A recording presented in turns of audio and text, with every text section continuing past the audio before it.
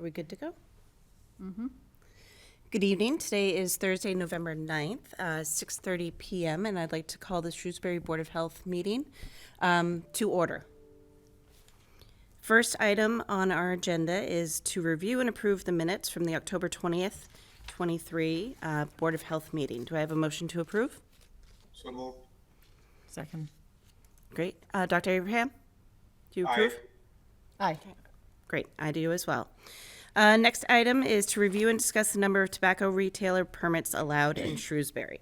So we had Gatco come and present to us at our last meeting on October 20th. They are asking for an increase in the number of tobacco permits for Shrewsbury. So it is open for discussion. I would love to hear folks' input. I can go. Okay. Cherry Tangri Tobacco Prevention Specialist, Worcester Division of Public Health. So as a public health department, our goal as we work on the tobacco enforcement, education and regulations is to curb youth access. And I would like to reiterate what was discussed in previous Board of Health meetings.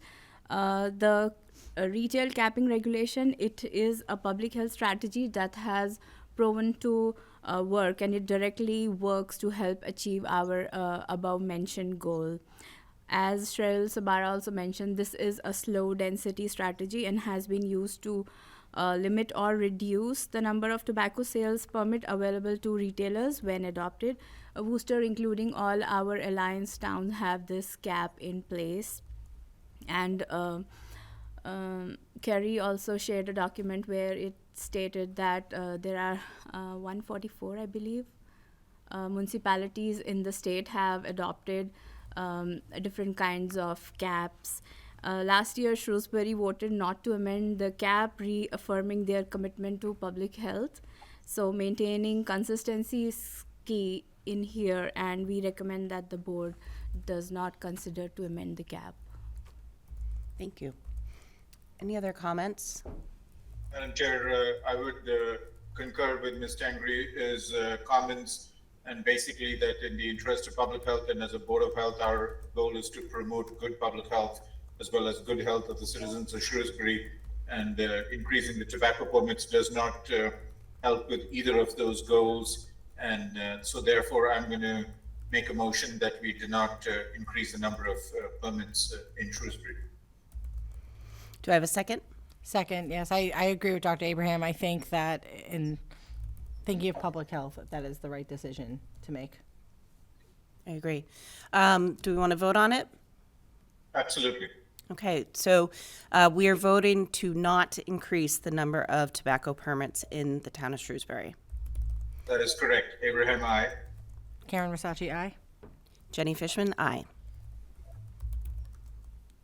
Great. I agree. There's no public health interest in increasing it.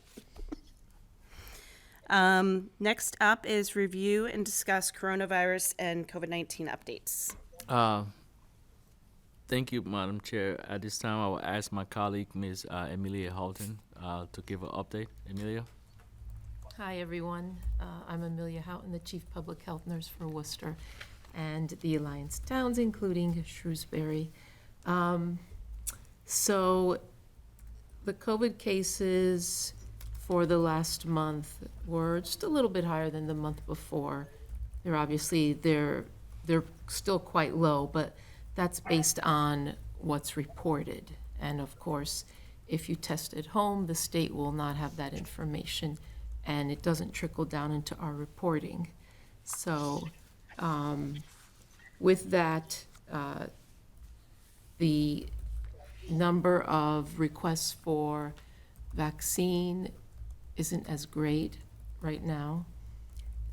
We do have, it's kind of like a last-ditch effort to have a COVID clinic at the YMCA.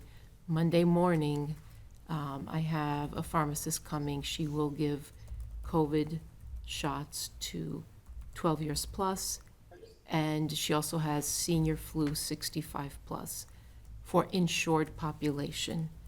For the uninsured population, people can reach out to us and I can arrange to do that. So that's on the vaccine front. Can I ask a quick vaccine Yes. question? So you mentioned for uninsured, is there ability for uninsured to also get, like flu shots as well, or just those over 65? I'm able to give flu for 6-month plus uninsured to adulthood. Flu won't be 65 plus the senior flu. It'll be 6 months plus into adulthood for anybody who wants the flu, but not a particular flu vaccine. That's just a general for kids and adults. And I also can do the COVID kids, 6 months plus, COVID for kids, 6 months plus, uninsured. Great, thank you. So, different options. It's a little different this time because we can't just hold massive clinics and give vaccine to everyone.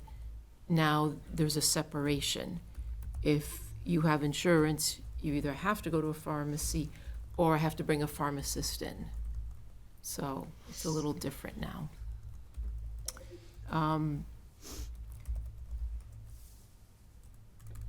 Next topic. So just a little something on the Days Inn shelter.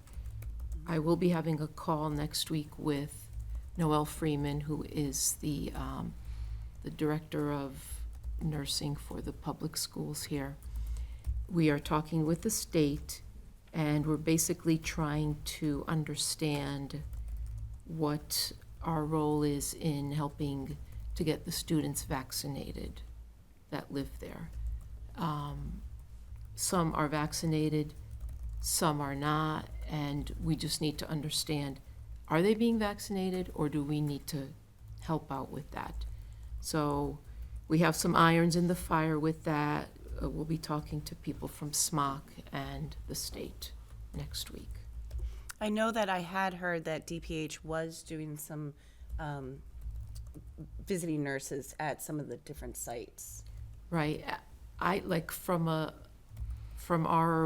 DPH standpoint, I need to know like what is expected of us and what the needs are there.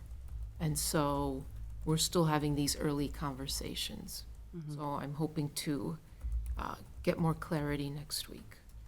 So for those living at the Days Inn, what are the options like for healthcare? Do we know if they're being set up with?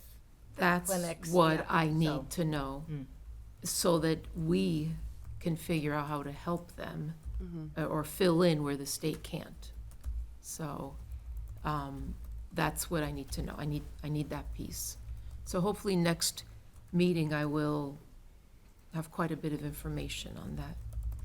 And is there any barriers around language in talking with these families?